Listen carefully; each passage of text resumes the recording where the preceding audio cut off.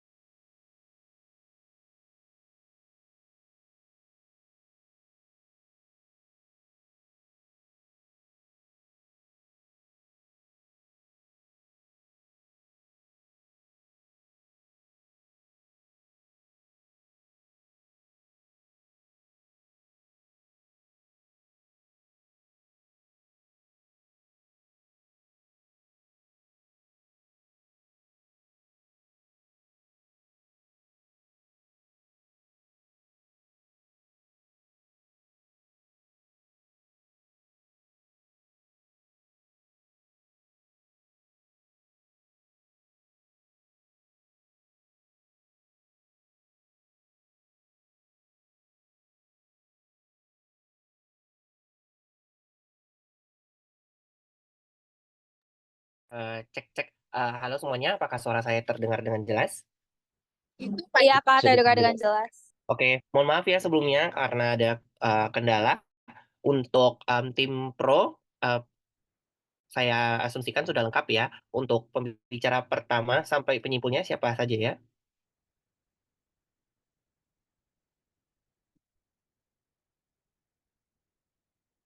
Ya, bisa tolong dikirimkan lewat kolom chat atau oh iya, oke. Bentar ya.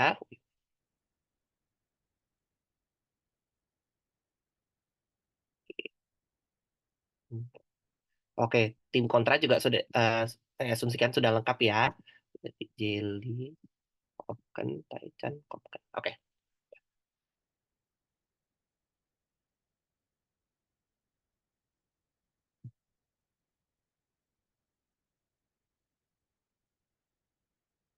Oke.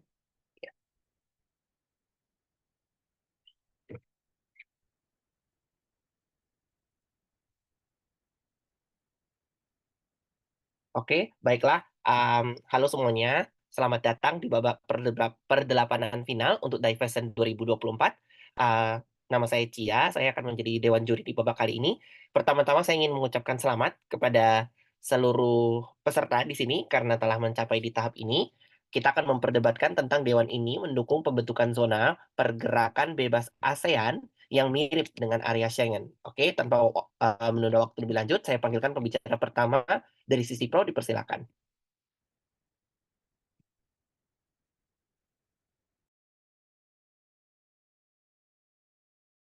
Cek, halo, apakah suaraku kedengaran?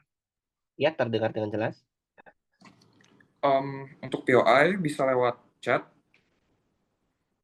jadi jangan unmute. Wait, izin saya timer.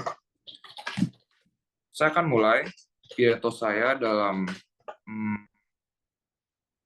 tiga, tiga, dua, satu. 3 poin dari sisi government. Pertama, ilustrasi. Akan ada apa? 3 hal.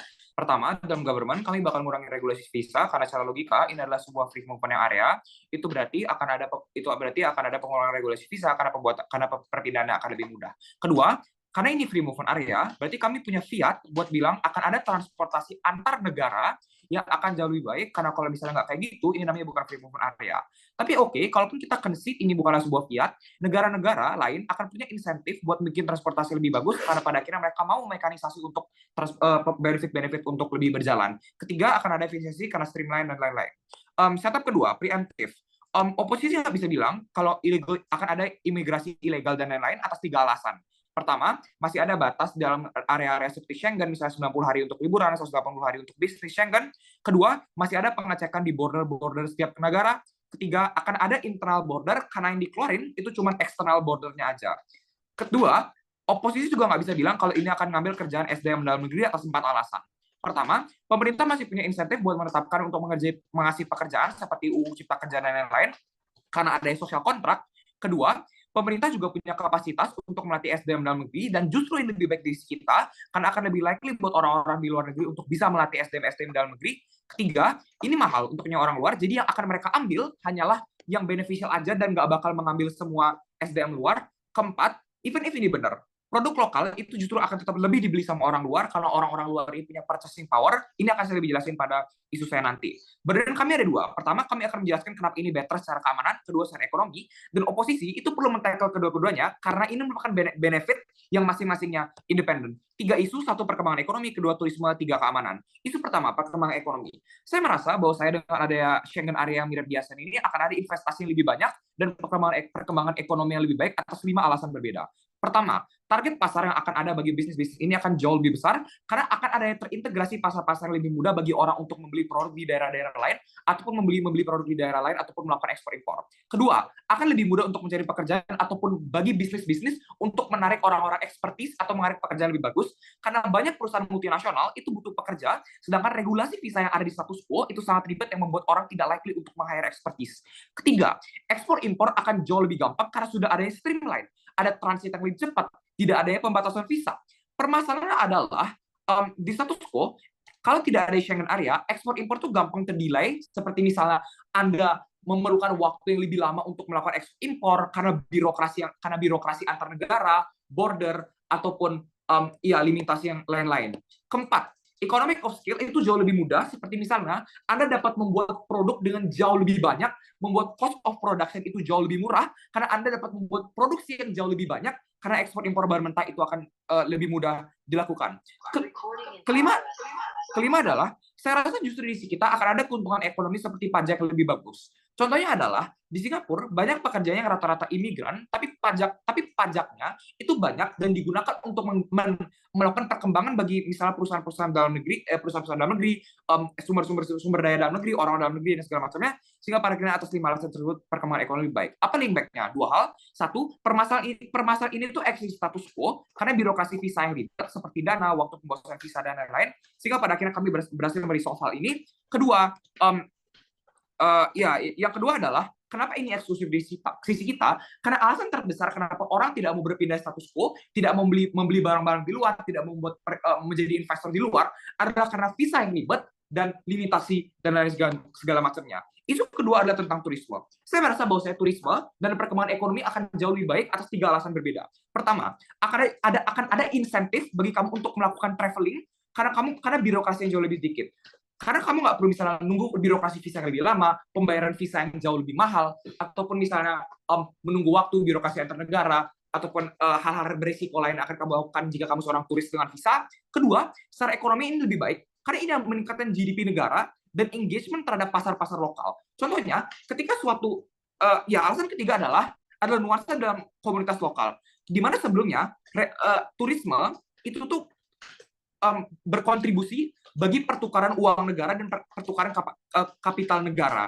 Di mana pada akhirnya ini baik karena negara ketika mereka banyak turisme itu berarti mereka akan punya reserve uang yang lebih untuk transaksi internasional. Ini membuat lokal ekonomi jauh lebih baik karena turis itu cenderung punya power spending yang lebih gede. Oleh karena itu mereka akan likely untuk membeli produk-produk dalam negeri. Ini yang juga menjadi respon terhadap kasus bahwa SDM dalam negeri akan diambil dan segala macamnya. Justru di sisi kita, ketika orang akan membeli lebih banyak produk dari lokal bisnis karena lebih banyak turisme, ini juga pada akhirnya akan membuat kamu dalam lokal akan lebih baik. Wing-nya adalah secara skill, kami membuktikan kalau turis itu akan lebih likely untuk datang ke dalam negeri, dan secara skill ekonomi dalam negeri, kami membuktikan bahwa reserve kapital negara untuk trading internasional akan jauh lebih banyak, dan engagement terhadap misalnya produk-produk lokal akan lebih likely. Sebelumnya pakai POI 3, 2, 1. Isu ketiga adalah tentang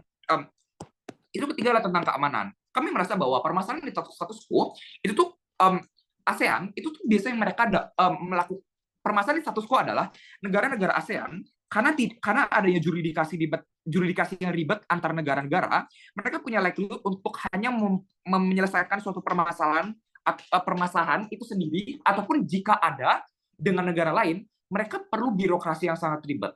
Tapi kenapa ini justru tertolong di sisi kita? Karena di sisi kita, akses untuk misalnya mendapatkan informasi dari negara itu jauh lebih baik, ataupun Anda pada akhirnya dapat membantu antar negara itu sama jauh dengan lebih baik. Walaupun mungkin ini akan jadi simetris yang lebih impact yang mungkin simetris terjadi, tapi way-nya adalah ini impact-nya jauh lebih besar di sisi kita. Kenapa? Yang pertama, koordinasi pergerakan akan lebih mudah antar sesama negara ASEAN. Seperti misal Anda melakukan tracking antara penjahat antar negara, ataupun ini akan lebih mudah dilakukan antar negara. Tapi ini kenapa nggak likely di sisi mereka? Tapi kenapa hal-hal seperti ini itu likely di sisi mereka? Dua alasan. Pertama, banyaknya framework ataupun birokrasi untuk ikut ambil bagian karena misalnya visa yang ribet ataupun juridikasi antar negara itu masing-masing punya hal yang berbeda, sehingga pada akhirnya akan sulit. Tapi ketika di sisi kita, ini terresolve karena pada akhirnya ada tidak ini tidak akan terjadi. Tapi yang kedua, streamline informasi akan jauh lebih sedikit mereka, sehingga mendapatkan informasi untuk bisa kerjasama itu akan lebih sulit. Apa konklusinya? Apa konklusi dari speech ini? Alasan terbesar kenapa perkembangan ekonomi itu pada akhirnya jauh tertinggal di ASEAN itu karena akses investor, akses ekonomi dan market itu sangat terlimitasi, sehingga ekonomi itu jauh lebih buruk. Tapi pun ini menjadi bantuan untuk turisme, karena pada akhirnya akan lebih banyak engagement supaya orang nggak mulu-mulu ke Eropa dan lain untuk semua alasan tersebut. Perpus.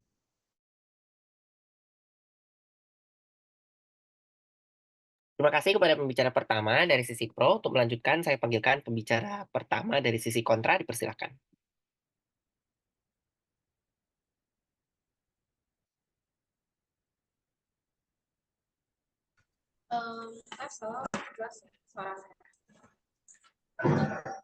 Ya, suaranya terdengar. Apakah bisa menyalakan kamera? Karena kan ini debat yang direkam, jadi kalau bisa, pada saat penyampaian pidato, menyalakan kamera. Ya, terima kasih. Oke.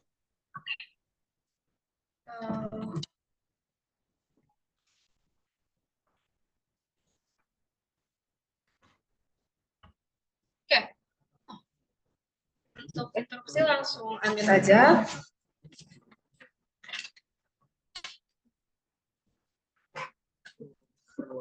Satu,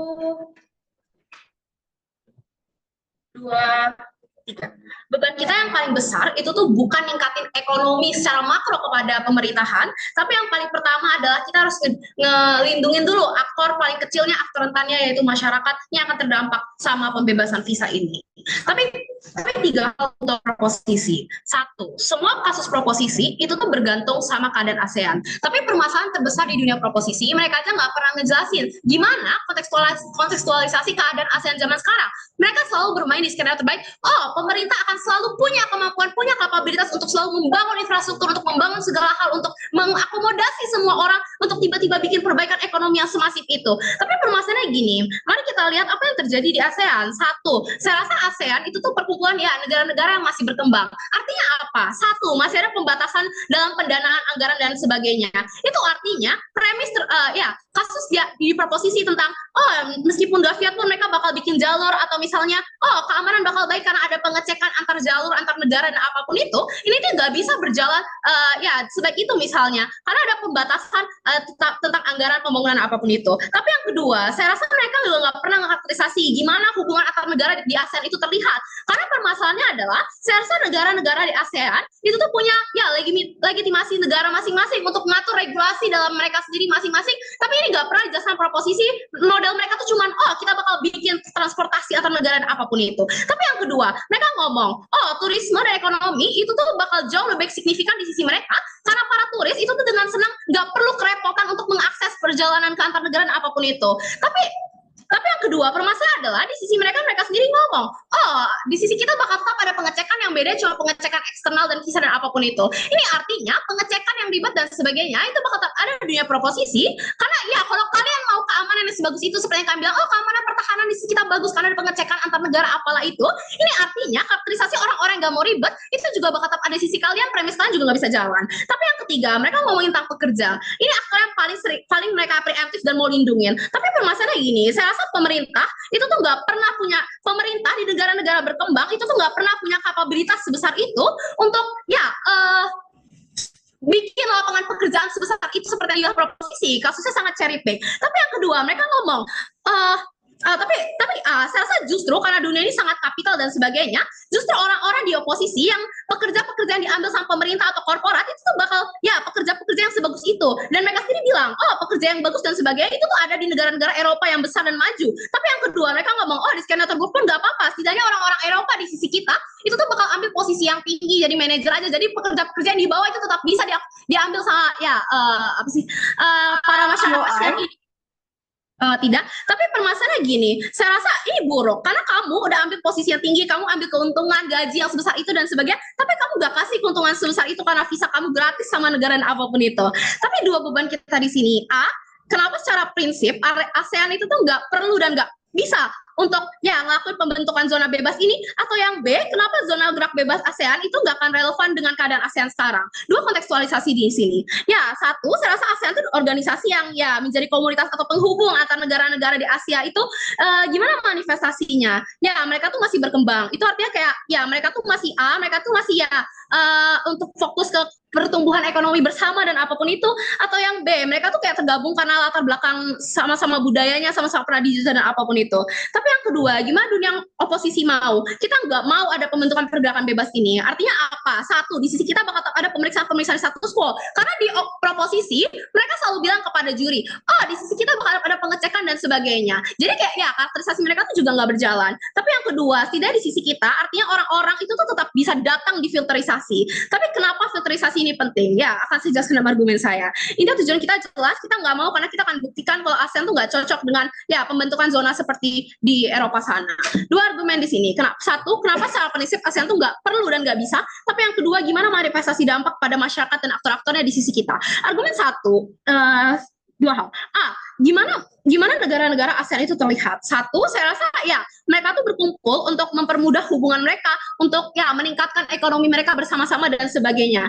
Tapi yang kedua, gimana ASEAN tersebut itu tuh melihat negara-negara ini? Meskipun negara-negara ini punya tujuan sama, misalnya untuk meningkatkan ekonomi dan apapun itu, tapi permasalahannya adalah ASEAN itu tuh jadi satu perantara. Mereka bukan satu kumpulan dengan seperti Eropa yang mungkin yang mengontrol semua negara dan sebagainya. Artinya apa? ASEAN di kedua sisi itu tuh nggak punya hak untuk mengintervensi dan ya memberikan kebebasan bagi masyarakat untuk tiba-tiba pindah ke semua negara dan sebagainya. Karena permasalahan adalah setiap negara di status quo itu tuh punya hak yang udah diakui kemerdekaannya, pemerintahannya, legitimasi pemerintahan sendiri dan punya kontrol terhadap ya wilayah mereka sendiri dan sebagainya. Ini sekaligus ngebuktiin kalau ASEAN itu tuh nggak punya kapabilitas untuk ya jadi aktor seperti Uni Eropa.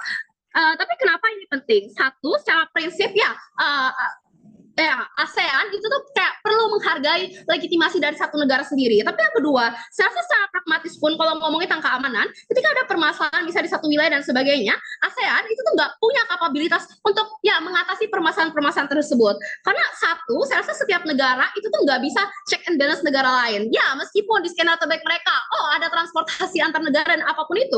Tapi permasalahannya adalah, saya rasa bukan berarti kamu bakal ngecek itulah. Tapi yang kedua, argumen kedua, tiga hal. Saya rasa mari kita lihat apa tujuan dari individu itu mau pergi. Oke, mungkin tiga hal. Satu, mungkin mereka mau ya wisata turis seperti yang dibilang proposisi. Tapi ini nggak ada urgensinya sama sekali. Karena di sisi kita ya tetap akan kamu tetap bisa kamu tetap bisa berwisata dan turisme di sisi kita. Jadi kayak ini nggak ada titiknya. Tapi yang kedua, ngomongin tentang perdagangan ekonomi dan apapun itu. Kayak ya saya rasa ini tuh kalau mereka ngomongin tentang ekspor impor yang sangat penting dan apapun itu, tapi saya rasa di status quo itu tuh udah ada ASEAN perdagangan bebas misalnya dan sebagainya itu. Kayak ekspor impor itu tuh tetap ada meski nggak perlu pakai visa dan apapun itu. Jadi kayak ini tuh nggak ada urgensinya sama sekali nggak eksklusif. Tapi yang ketiga, kalau ngomongin tentang ya orang-orang yang mau bekerja menetap dan sebagainya, mari kita lihat. Saya rasa orang-orang yang mau ke Schengen atau Eropa ini itu tuh merasa karena wilayah Eropa itu tuh udah stabil industrinya dan kapitalnya udah segede itu dan sebagainya. Ini nggak relevan sama negara ASEAN yang negaranya itu masih berkembang, bahkan masih banyak isu-isu kemiskinan, pengangguran dan sebagainya. Ini berdampak ke ya perkembangan negara itu sendiri. B, saya rasa negara berkembang itu tuh masih nggak stabil, ada kemiskinan dan sebagainya. Artinya apa? Perhatian pemerintah itu sulit, pekerjaan, fasilitas pendidikan dan sebagainya aksesnya itu sulit. Makanya ini tuh udah buruk bagi masyarakatnya sendiri. Ketika kamu ngebebasin dan buka aksesnya lebih luas lagi, ini tuh bikin dampak kepada aktornya tuh lebih banyak lagi. Terima kasih untuk pembicara pertama dari sisi oposisi. Untuk melanjutkan pembicara kedua sisi pemerintah.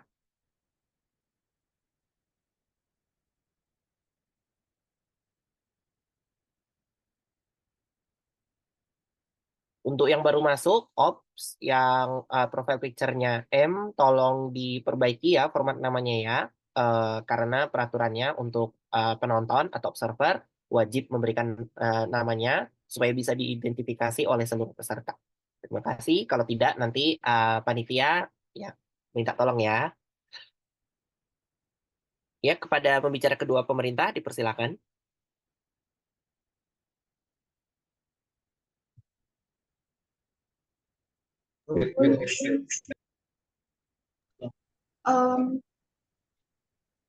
Apakah suara saya terdengar jelas? Ya, terdengar dengan jelas. Apakah memungkinkan untuk menyalakan kamera atau... Sorry, kayaknya nggak memungkinkan deh, soalnya internet saya nggak. Iya. Baik, baik, baik. Oke, semangat. Oke. Sebelumnya disclaimer aja, pidato saya hanya untuk tujuan debat aja, tidak usah diambil serius.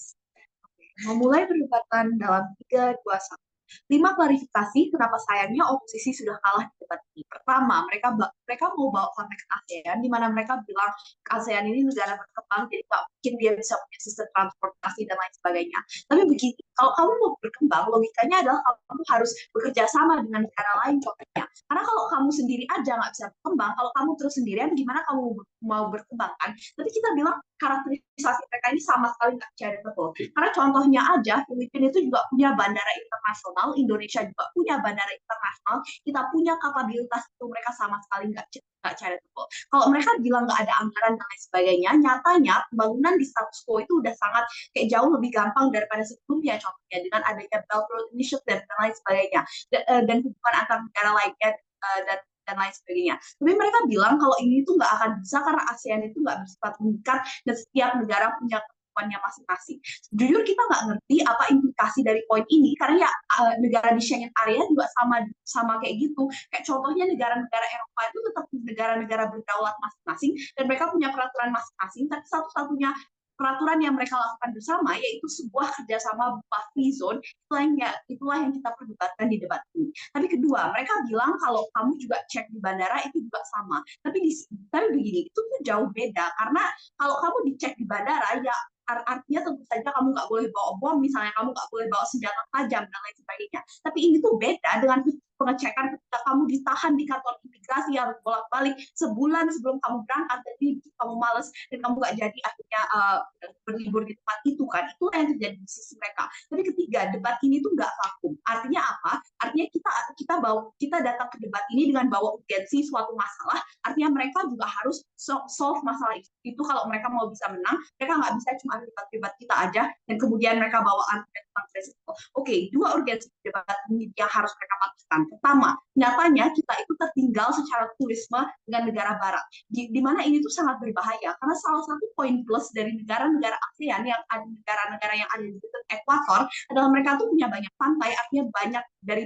poin plus mereka itu sebenarnya ada di turisme kan. Tapi masalahnya banyak orang di negara barat sekarang itu mereka milih untuk kayak banyak orang di negara ASEAN sendiri mereka milih untuk pergi ke negara barat, contohnya negara-negara Prancis itu biasanya destinasi wisata yang udah lebih populer contohnya. Dan itulah masalahnya karena kadang itu tiket liburannya itu juga gak jauh beda gitu loh, kayak tiket ke Maldives itu harganya sama kayak tiket untuk pergi ke Filipina misalnya. Dan inilah masalahnya, karena masalahnya adalah kita tuh udah secara ekonomi lebih di bawah negara barat, tapi kalau kita terus pergi keluar aja, artinya uang kita itu dipakai di luar dan nggak masuk ke pajak untuk regional kita sendiri. Alasan kenapa penting untuk ASEAN itu kuat secara regional adalah jika negara tetangga kamu kuat, apalagi mereka bilang sendiri kalau ASEAN itu punya banyak kerjasama ekonomi, nanti kamu itu juga ikut bantu dengan ekspor impor misalnya dan lain sebagainya. Tapi kedua, mereka bilang sendiri, katanya negara ASEAN itu masih miskin dan perlu banyak pengembangan dan lain sebagainya. Ya inilah alasan kenapa kamu itu harus bekerja sama, karena di sisi kita local business itu bakal jauh lebih baik. Itu akan saya jelaskan lebih lanjut.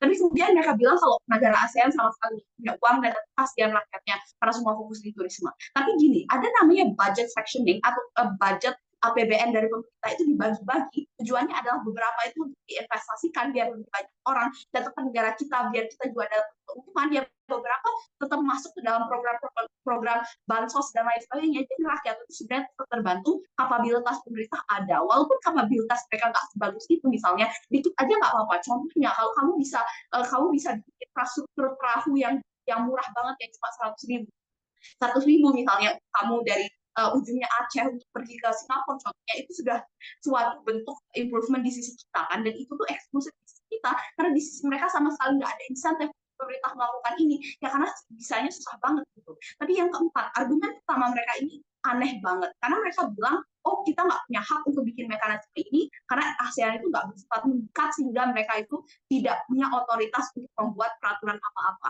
Nah tapi ini aneh banget, karena itulah debat ini, jadi kita nggak bisa pakai prinsip itu, karena debat ini itu adalah oke, kita mau propose mekanisme ini kayak boleh apa enggak gitu. Kita bukan memperdebatkan tentang prinsip ASEAN, tapi kita memperdebatkan tentang impact yang akan terjadi. Tapi kelas pertama saya tentang keamanan. Nah mereka bilang kalau itu bahaya karena kamu nggak bisa cek dan segala macam. Intinya checkingnya itu nggak efektif, itu yang mereka bilang. Tapi dua respon. Pertama, bahayanya apa? Mereka juga pernah jelas. Mereka nggak pernah jelas kita bahaya seperti apa yang akan terjadi. Tapi kedua, kalau mereka mau play di extreme case, teroris itu simetris, karena teroris itu nggak pernah naik pesawat untuk pergi ke Filipina misalnya. Mereka tuh naik dengan ya jalur transportasi mereka sendiri, karena namanya juga mereka bekerja secara underground kan. Tapi selain itu, kalaupun mereka mau untuk naik pesawat, yang pasti hal-hal seperti misalnya senjata dan sebagainya macam itu tuh juga nggak bisa dinaik pesawat gitu, jadi tetap aja nggak bakal terjadi, pengecekan bakal terjadi. Justru kita flip ini dan bilang lebih aman di sisi kita, karena dengan adanya free zone, artinya jurisdikasi polisi contohnya itu lebih gampang polisi misalnya untuk ada investigatornya di negara lain, untuk mereka bisa ekstradisi orang-orang yang misalnya bersalah di orang-orang mereka yang bersalah di negara lain contohnya, atau proteksi orang mereka di negara lain, hal yang harus dilakuin oleh sisi sendiri, karena di sisi mereka tuh lebih susah karena ngurus visa itu.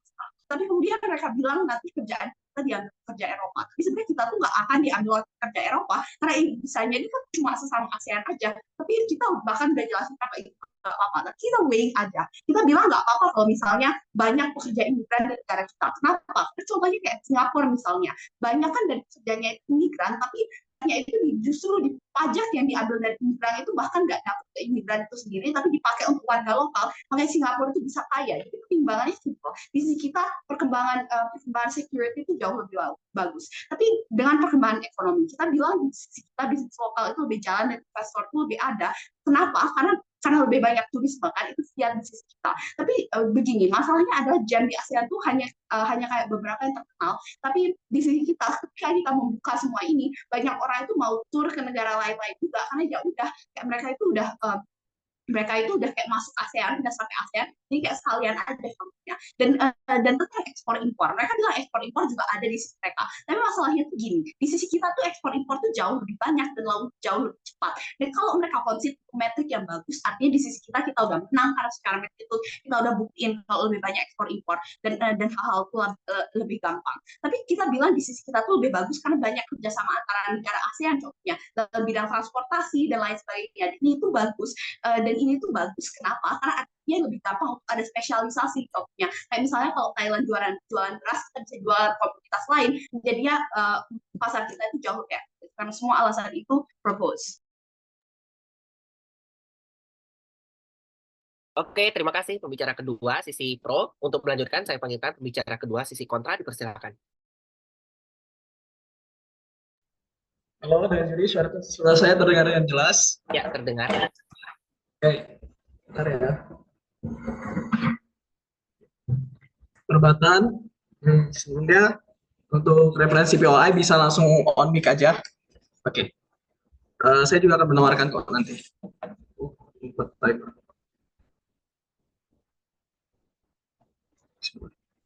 Perdebatan akan saya mulai dalam 3, 2, 1. Dari tadi pro datang dengan mengatakan kalau semua perekonomian mereka akan maju, semuanya akan bisa jalan di mereka, di status quo mereka, semua negara-negara ASEAN pasti siap buat ngewakilin pariwisata ini untuk datang. Tapi saya rasa Dewan Juru Hormat, mereka perlu memfokuskan kepada 3 layer ini terlebih dahulu. Kenapa ASEAN nggak siap di status quo? 1, regulasi kamu itu masih bolong, masih terjadi banyaknya sekali penyelundupan ataupun hal-hal buruk yang ada di status quo yang nggak perlu saya sebutkan. Kamu sendiri juga tahu kok, Prof. Tapi kedua, geografis kamu tuh menyulitkan kamu untuk ngurusin hal-hal tersebut. Kayak banyak sekali kok daerah-daerah yang di ASEAN sana yang punya gunung-gunung tinggi lah dan sebagainya. Saya rasa itu adalah tempat-tempat yang cocok untuk menyulitkan kamu ngurusin orang-orang yang dianggap buruk ini di status quo. Tapi yang ketiga, dana yang kamu siapkan, yang kamu dapatkan itu buat kamu siapkan ngebuat semua yang ada di status quo, kamu mau majuin bandaranya, mau majuin ini, itu, dan lain sebagainya, itu akan habis nantinya Dewan Juru Terhormat. Tapi kamu masih ada beban untuk mencegah keburukan penyelundupan ini, mencegah keburukan orang-orang yang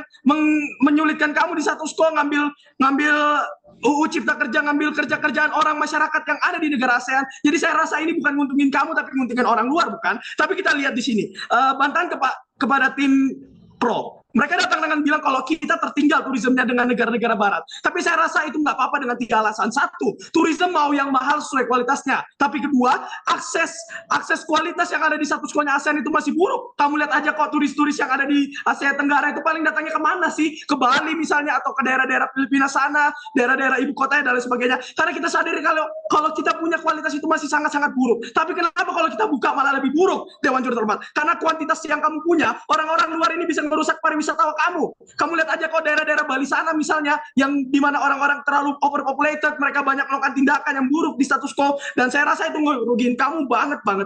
Tapi kita lihat apa lagi yang mereka bawa. Mereka bawa tentang penyelundupan gak akan terjadi dengan berbagai macam alasan, tapi saya punya 3 layer kenapa penyelundupan akan tetap terjadi. 1, waktu kamu ngurusin orang-orang, ada batasan area dan lain sebagainya, itu lama. Kamu sama aja seperti ngebuat zona yang ada yang di status quo itu. Tapi yang kedua, kamu butuh uang. Ketika kamu mau bikin, kami ngasih transport yang lebih baik, kami kasih penjaganya lebih baik dan sebagainya, kamu butuh uang. Tapi di status quo, uang kamu bukan cuma buat itu. Kamu juga harus ngurusin permasalahan yang ada di negara. Kamu juga perlu ngurusin tentang orang-orang yang bisa melakukan hal-hal tindakan buruk. Kamu harus tangkap mereka dan lain sebagainya. Dan saya rasa danamu akan berputar di situ-situ aja. Kamu gak dapat keuntungan sama sekali, Dewan Juru Terhormat. Tapi yang ketiga, ini bisa membuat masyarakatmu terdampak duluan sebelum ini semua berhasil. Sebelum kamu bisa menutup semua sequel orang-orang yang buruk ini masuk ke negaramu, masyarakatmu bisa terdampak duluan. Kita nggak tahu kalau misalnya nanti di masa depan banyak sekali pelegalan barang-barang buruk, barang-barang narkotika gara-gara nggak bisa ditutup lagi di status quo, Dewan Juru Terhormat. Dan itu buruk karena ini ngebuat masyarakat di status quo itu tercandu, mereka ngebuang semua duit mereka nggak akan bisa sejahtera di status quo, dan negara ASEAN nggak mau hal ini. Tapi lihat, mereka juga bawain tentang ekonomi yang akan lebih maju di mereka. Tapi saya punya 3 layer. 1, masyarakat status quo-nya itu nggak prasejahtera. Dan kalau kamu ngebuat hal ini, kamu malah makin buat mereka nggak prasejahtera. Karena apa? 2, dana berputar ngurusin orang luar. Orang luar kamu kasih UU Cipta Kerja, orang luar kamu bikin mereka sejahtera dan lain sebagainya. Saya rasa masyarakat akan demo habis-habisan ngeliat kamu terlalu loyal kepada pariwistawan ini di status quo, Dewan Juru Terhormat. Tapi yang ketiga, untung ekonomi buat UMKM yang sebatas beli UMKM itu nggak sebermutu itu, nggak sebesar itu keuntungannya daripada yang akan saya bawakan di kasus saya nanti. Ketika orang-orang yang datang, pariwistawan yang saya datangkan adalah orang-orang yang berkualitas, orang-orang yang memang mau terjaga hidupnya, orang-orang yang memang membayar sesuai dengan dananya yang ada di status quo, Dewan Juru Terhormat. Tapi lihat lagi, mereka datang. Tapi lihat bantahan ketiga, mereka datang kalau butuh pekerjaan tapi nggak ada SDM-nya. Tapi saya punya 3 layer. Ini lebih banyak nguntungin kesejahteraan orang luar dibanding orang ASEAN itu sendiri. Tapi kedua, bahkan jika diaminkan pun majuin negara ASEAN, saya rasa itu nggak lebih impact dari kasus kami dengan 2 alasan. 1, ini perputaran langsung ke ekonomi negara-negara luar. Tapi yang kedua, kemungkinannya kurang banget karena kamu harus punya layer-layer tertentu, itu harus ngurusin mereka dan lain sebagainya. Tapi lihatlah, kenapa turis di sisi kami akan lebih baik dibandingkan di sisinya pro. 1, justru 3 layer. 1, justru ini akan lebih baik di op ketika kamu punya turis yang berkualitas dengan 3 layer. 1, mau yang aman, mereka pasti mau yang sangat-sangat aman, dijagain dan lain sebagainya. Mereka tahu kalau status quo-nya itu sangat-sangat buruk, jadi mereka mau dicek apakah mereka bersalah dan lain sebagainya. Mereka takut terkena oleh lingkungan-lingkungan yang ada di status quo negara ASEAN. Tapi yang kedua, mau yang bagus sesuai harga. Lihat aja kok negara ASEAN jadi punya burden juga buat majuin hal ini. Dan saya rasa pariwisata di sisi kami akan lebih baik karena kami punya burden dan dana yang didatangkan juga sangat-sangat banyak, Dewan Juru Terhormat. Tapi kenapa alasan ini sudah cukup? Karena kalau misalnya kamu berdiri di sisi op, ketika kamu berdiri di sisi pro, kamu mau dapat semua keuntungan itu, kamu mau kuantitas, tapi kamu naikin harganya yang didatangkan dari P1 mereka. Dua poin kenapa ini buruk. Satu, status quo orang luar tinggal menetap dan lain sebagainya itu karena harganya murah, biaya hidupnya kecil dan lain sebagainya. Tapi kalau naikkan harganya, saya rasa orang-orang nggak mau lagi tinggal di Indonesia dan lain sebagainya, di Bali dan apapun itu. Tapi yang kedua, ini nggak beneficial buat pariwisatawan. Mereka tahu kalau harganya nggak sesuai sama kualitasnya. Untuk apa saya datang ke sini kalau harganya dinaikin, Dewan Juru Termal? Jadi saya rasa mereka perlu turunin harganya. Tapi kalau mereka turunin harganya, mereka harus peduli kalau dananya itu nggak siap, dananya itu nggak ada buat ngurusin mereka, bukan? Tapi kita lihat dulu framing ulang, kita lihat pemikiran ulang yang ada di status quo Dewan Juri. Sadari besarnya check and balance yang datang di kubu op. Ketika di negara ASEAN memiliki geografis yang berpisah-pisah, sehingga mudah untuk melarikan diri, menyelundupkan barang dan sebagainya. Selain itu juga latar belakang negara ASEAN ini punya celahnya masing-masing. Serta barang-barang ilegal yang terkenal di daerah-daerah negara tersebut. Kita nggak usah sebut, tapi kita tahu kalau daerah-daerah ASEAN itu juga punya negara terkenal dengan penyelundupannya dan lain sebagainya. Sehingga ini menjadi check and balance yang nggak boleh dihilangkan di status quo. Bahkan kita cek di ASEAN itu sudah semaju itu pun,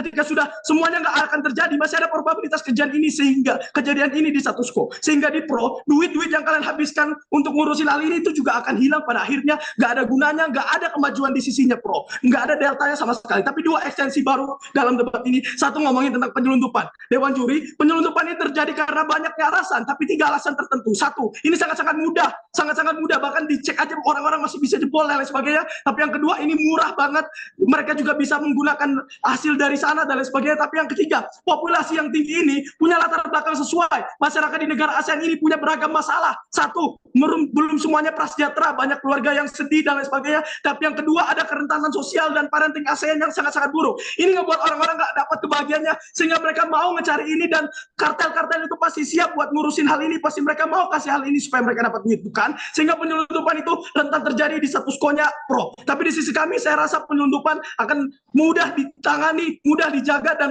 masyarakat juga akan lebih terjaga oleh hal-hal ini. Terima kasih. Terima kasih. Untuk melanjutkan, saya panggilkan pembicara ketiga dari sisi pemerintah, dipersilakan.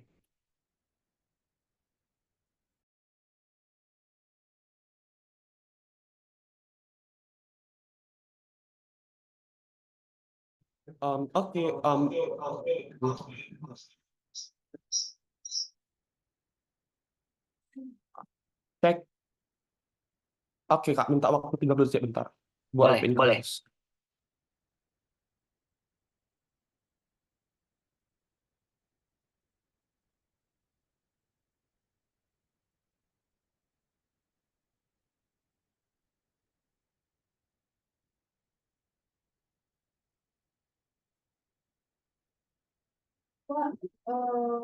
Ini. This part. Yes.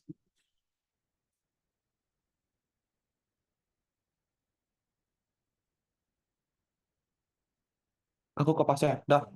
Dah. Oke. PLI itu bisa diamin aja. Apapun yang nanti saya lontarkan ini demi kepentingan kompetisi debat. Jadi ya jangan dimasukin hati. 3, 2, 1.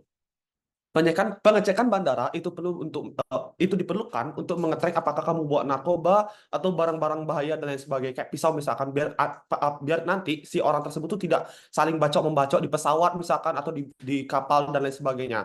Hal ini berlaku di negara yang satu kontinen. Bahkan pada saat saya mau pergi ke Bandung, saya bakal dicek pakai mesin scanner dan lain sebagainya. Tapi kalau penyelundupan itu terjadi seperti apa mereka concern, tapi penyelundupan itu terjadi dikarenakan transportasi ilegal. Artinya bakal ada di kedua sisi,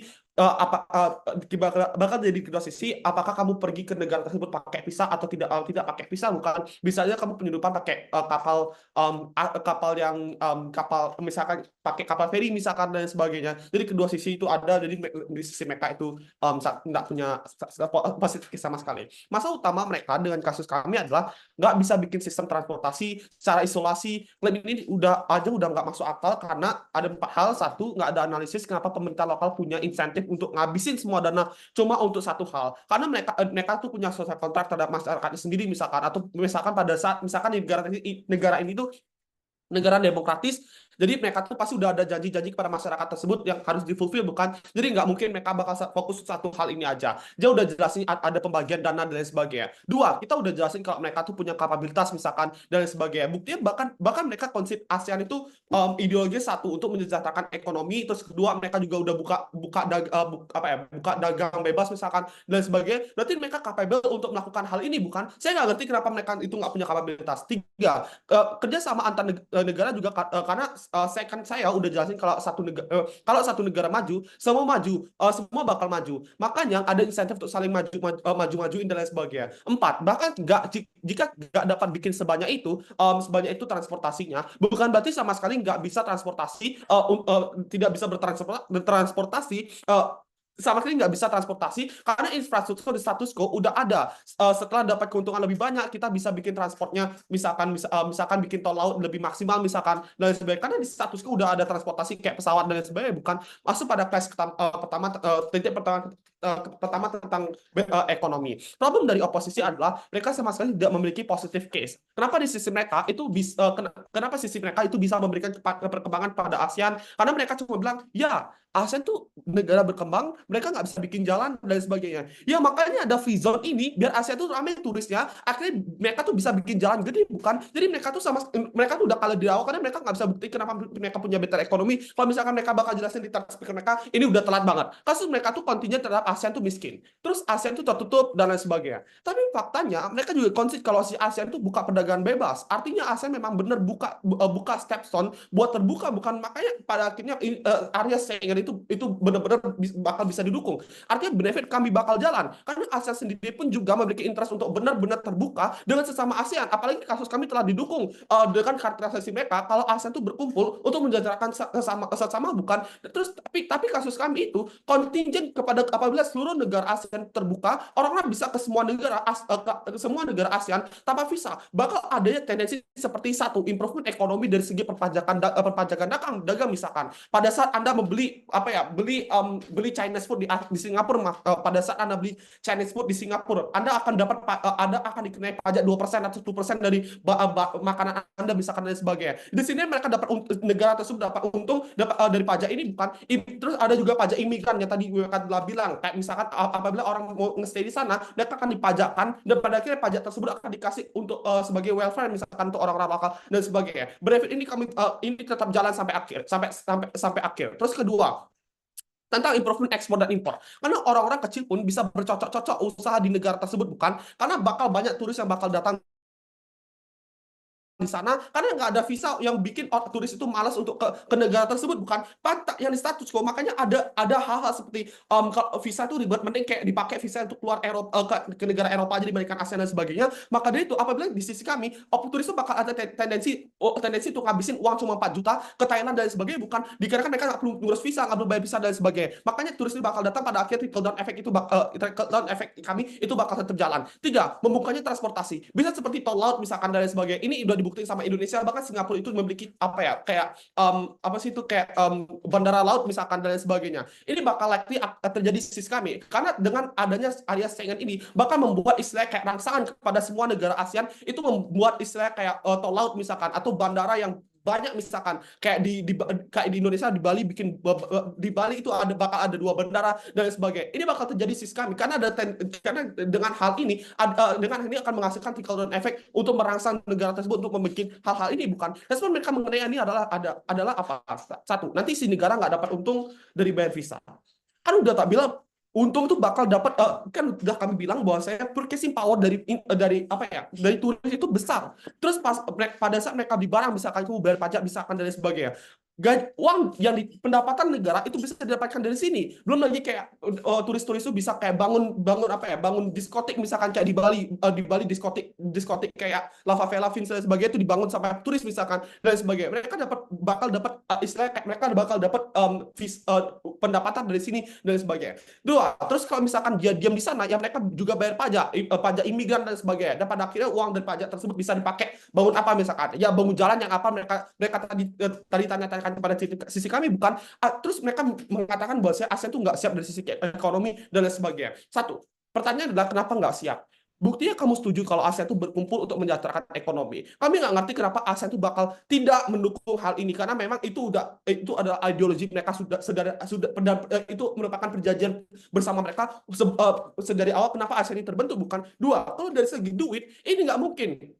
Karena negara ASEAN itu pasti bakal punya duit kalau cuma bangun jalan tol dan sebagainya. Tapi kalau misalkan tol laut dan sebagainya, yang nanti di long term itu bakal terjadi kalau misalkan ini jalan. Terus tiga, kalau kita consider kalau misalkan kalau bangun tol antara ASEAN itu bisa susah. Tapi ada di status quo itu ada transportasi seperti pesawat, kapal dan sebagainya. Jadi saya nggak ngerti kenapa pada akhirnya mereka tuh nggak bisa bertransportasi dan sebagainya. Padahal kayak transportasi pesawat itu udah dibangun pada 2 abad yang lalu. Saya nggak ngerti kenapa mereka nggak bertransportasi. Tapi problemnya adalah kenapa di sisi mereka tuh lebih jelek? Karena visa ini menjadi limitasi orang-orang tuh memiliki tendensi untuk ke negara-negara ini dan melakukan ekspor dan impor. Karena ekspor dan impor birokrasinya susah. Bahkan saya nggak bisa lihat beli barang-barang Singapura di Shopee. Inilah buktinya kenapa pada akhirnya visa ini limitasi seperti hal itu. Kenapa kami menang? 1, sesuai ideologi ASEAN itu sendiri. 2, ASEAN itu sudah prominent dan open terhadap hal-hal yang terbuka, maka itu area Schengen ini bakal likely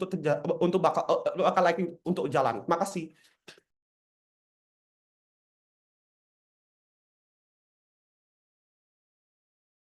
Oke, terima kasih untuk pembicara ketiga dari sisi pemerintah. Untuk melanjutkan, pembicara ketiga oposisi.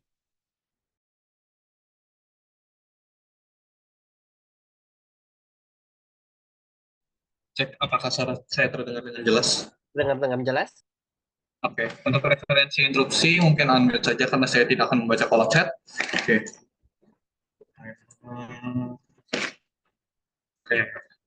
Saya akan memulai pidato dalam hitungan yang ketiga.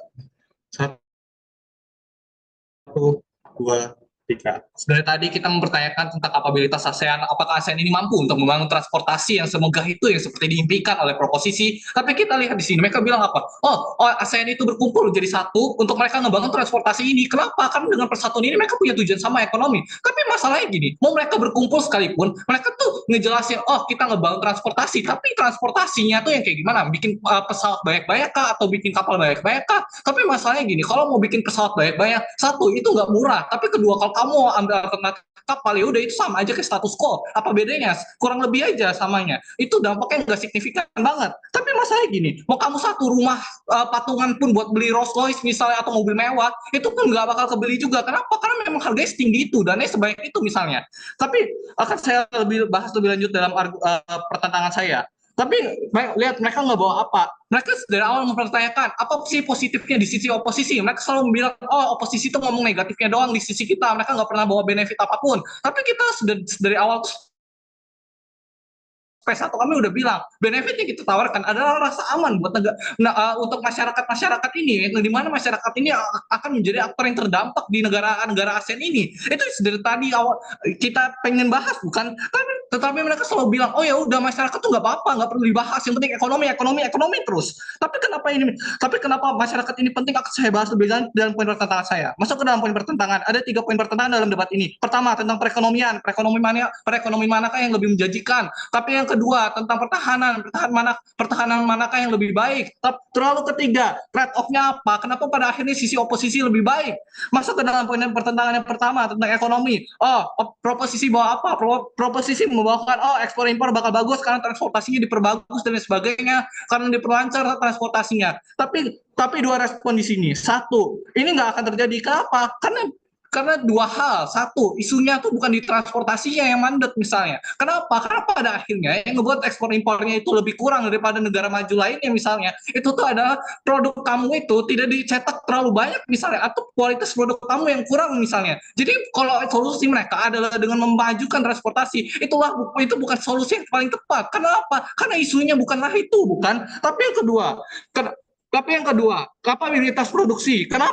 Kenapa harusnya ini yang ditingkatkan? Nah, permasalahannya gini, kalau kamu mau memajukan ekspor impor, kamu harus memperbagus kapabilitas produksi kamu. Dengan cara apa? Ya, dengan cara kamu mengembangkan teknologi misalnya. Oke, katakan kamu mau kembangkan teknologi dari orang luar misalnya. Tapi kita lihat mereka ngebawakan, oh ya orang luar nanti kerja di negara-negara ASEAN ini dan lain sebagainya. Tapi ada masalah di sini. Kenapa? Karena pada akhirnya ketika mereka masuk ke negara Indonesia, mereka masuk ke negara-negara ASEAN misalnya, mereka bekerja di sana, itu merebut lapangan pekerjaan. Oke, katakanlah mereka cuma ngerebut posisi atas-atasnya doang dan lain sebagainya. Tapi ini tetap buruk. Kenapa? Karena pada akhirnya masyarakat di negara-negara ASEAN juga bakal berpikir, loh, aku loh memiliki kapabilitas misalnya. Ya, kita realistis aja, nggak semua orang-orang di negara ASEAN itu memiliki SDM serendah itu sampai nggak bisa menduduki posisi tinggi itu. Ada sebagian dari mereka yang memiliki pendidikan yang tinggi misalnya, yang memang layak untuk diposisikan di tempat itu misalnya. Ini sama aja akan membuat protes di masyarakat. Makanya masyarakat itu akan terdampak banget. Kalaupun memang iya kita mau ngambil, tapi di sisi mereka itu tuh masif banget. Makanya itu tuh bakal merebut lapangan-lapangan pekerjaan yang seharusnya untuk masyarakat lokal di sana misalnya. Makanya di sisi mereka ini tuh nggak bisa diperbagus sama sekali, karena aspek masyarakat ini adalah menjadi hal penting untuk kamu memajukan perekonomian kamu. Kenapa? Karena dari internal kamu itu sendiri yang seharusnya berkembang. Kamu tidak bisa berharap dari eksteriornya doang, dari eksternal doang. Kamu harus juga memperbagus internal kamu. Tapi kenyataannya di sisi proposisi mereka fokus ke eksternal terus. Tapi padahal mereka seharusnya memperbagus internalnya terlebih dahulu misalnya. Harus memperbagus internalnya dulu. Baru mereka bisa melanjut masuk ke transportasinya ini yang diperbagus. Karena pada akhirnya kalau mereka karena yang kedua ada ketika kamu cuma mengaminkan, oh iya transportasinya kita perbagus, yang terjadi adalah ekspor kamu mandek misalnya, atau impor kamu mandek misalnya. Kenapa? Karena pada akhirnya kamu ngirim barang setiap sejam sekali, tapi barang yang sejam sekali ada tuh cuma 2 misalnya, atau 20 doang misalnya. Dibandingkan kalau, oh iya kita nggak sejam sekali, kita sehari sekali, oh produk yang dihasilkan mungkin bisa lebih banyak, bisa 100 mungkin dalam sekali pengiriman. Itulah yang mengapa pentingnya di sini. Itulah mengapa pada akhirnya transportasi ini bukanlah fokus utama yang diharuskan oleh ASEAN. Makanya pada akhirnya ini tuh nggak perlu banget untuk kamu kayak, oh iya memperbagus transportasi kamu. Tapi yang kedua tentang pertentangan kedua tentang keamanan itu sendiri. Proposisi, kami nggak ngerti kenapa ini menjadi hal yang eksklusif di proposisi. Kenapa pada akhirnya pertahanan ini cuma bisa dicapai di proposisi? Mereka membawakan dari tadi, oh iya ada pertahanan di bandara, pertahanan terjamin dan sebagainya. Tapi kami pun nggak ngerti kenapa ini padahal menjadi hal yang eksklusif. Kalau memang begitu, ya udah di sisi kita juga ada dong, bandara tetap ngecek juga anyway. Tapi permasalahannya gini, kalaupun kenapa pada akhirnya pertahanan kita lebih baik? Karena gini, kalau misalnya kamu melihat, banyak orang asing di sekitaran aku, ini akan menjadi suatu permasalahan. Kenapa? Karena lingkungan sekitar kamu akan perlahan-lahan terpengaruhi, keamanan kamu terpengaruhi misalnya oleh pengaruh-pengaruh dari budaya lain misalnya. Ini akan membuat keburukan. Kenapa? Kan pada akhirnya kita tahu ASEAN itu tuh kental banget budayanya, mereka mau budaya mereka tercampur dan sebagainya. Tapi di sisi mereka dengan masifnya orang yang masuk ini ke negara-negara ASEAN, itu perlahan-lahan akan merubah tatanan budaya yang ada di ASEAN itu sendiri, sehingga pada akhirnya pertahanan di sisi mereka itu tuh menjadi bukanlah hal yang eksklusif dan justru lebih buruk daripada oposisi, karena orang-orang akan mempengaruhi budaya di sana, di mana orang-orang negara asli ASEAN itu nggak mau budaya mereka terpengaruh sebegitunya misalnya. Makanya ini harus dibatasi. Tapi yang ketiga, trade off-nya apa di sisi kita? Oke, katakanlah mungkin kita memang nggak secepat mereka pergerakan PDP-nya, tapi apa sih yang setidaknya lebih baik di sisi kita? Setidaknya di sisi kita kami nggak mengorbankan budaya masyarakat kita, setidaknya kita memberikan rasa aman dan lain sebagainya. Isu-isu baru nggak kita tambah misalnya. Kenapa? Karena pada akhirnya ini akan menciptakan isu baru. Contohnya gimana? Oh iya, banyak orang yang masuk, ini akan menimbulkan apa? Kepadatan penduduk. Kenapa? Pada akhirnya kepadatan penduduk ini bisa terjadi. Karena istilahnya ini menjadi isu ketika kamu cuma bisa menghasilkan 10, tapi yang membutuhkan ada 500 orang misalnya. Akibatnya apa? Ini tidak mencukupi. Kamu harus memutar lagi duit kamu yang kamu katakan dari visa tadi untuk memperkembangkan ini. Sehingga ini tuh harus jadi kamu kayak gali lubang tutup lubang. Ini sama sekali tidak efisien. Ini akan memperlambat kamu misalnya. Makanya di sisi kita, kami tidak akan menambahkan isu baru. Tapi isu baru apa lagi yang akan terjadi kalau membeli di proposisi misalnya? Di proposisi, isu baru yang terbentuk adalah mungkin ada pengaruh lingkungan. Mungkin lingkungan-lingkungan yang seperti misalnya perdagangan narkoba atau barang-barang ilegal lainnya yang sudah dari tadi dijelaskan sampai 2 kami misalnya. Ini sudah menjadi hal yang sangat tidak akan terjadi di sisi kami karena regulasi yang kami ciptakan itu tidak akan kami longgarkan. Sehingga apa? Pada akhirnya pengecekan itu lebih gampang, bukan? Penangkapan barang-barang ilegal juga lebih gampang karena mereka nggak punya waktu lebih untuk kabur misalnya. Sekian pidato saya. Terima kasih. Untuk melanjutkan, saya panggilkan pembicara penyimpul dari sisi oposisi, dipersilakan.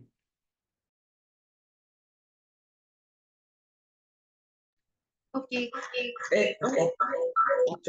Oh, sorry.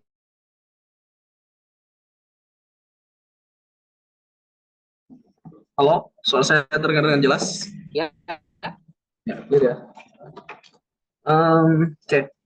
Pidato penyimpul akan saya sampaikan dalam 3, 2, 1.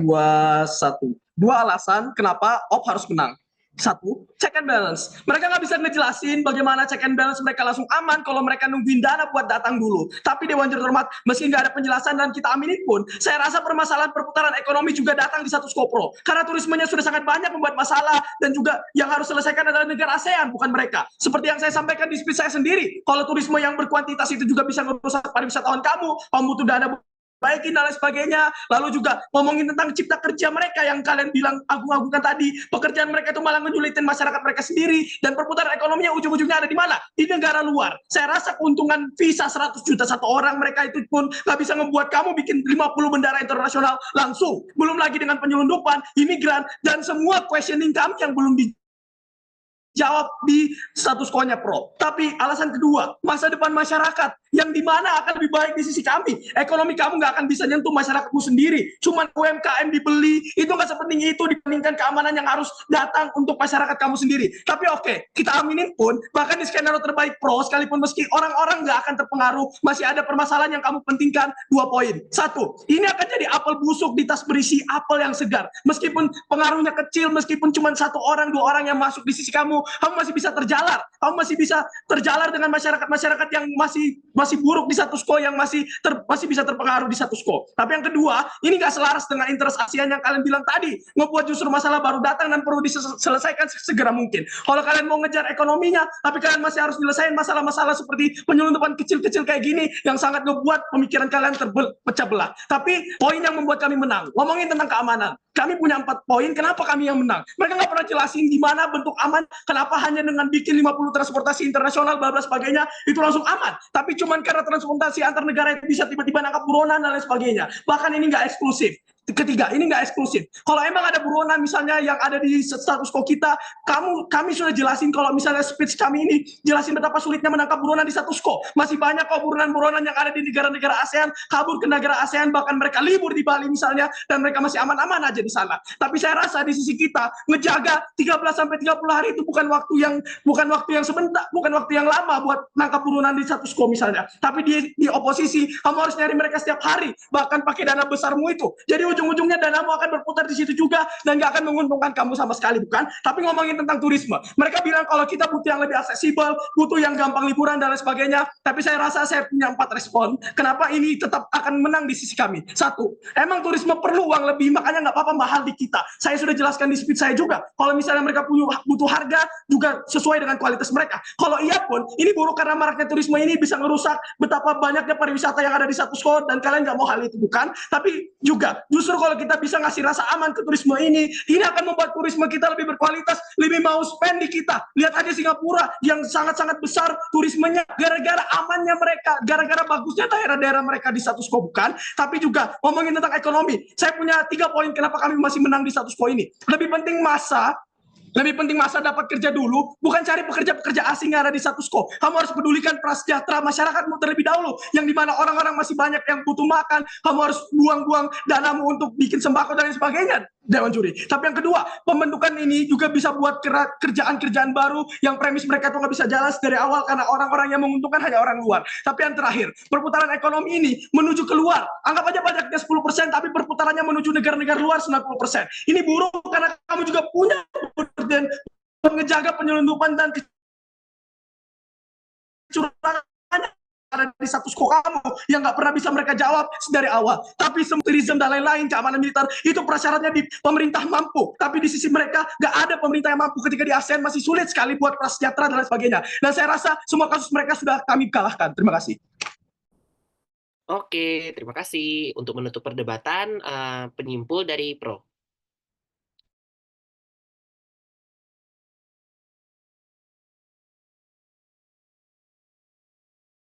Oke. Apa suara saya terdengar jelas? Ya, terdengar. Oke, disclaimer, reply saya buat kompetitor aja, tolong jangan dimasukin.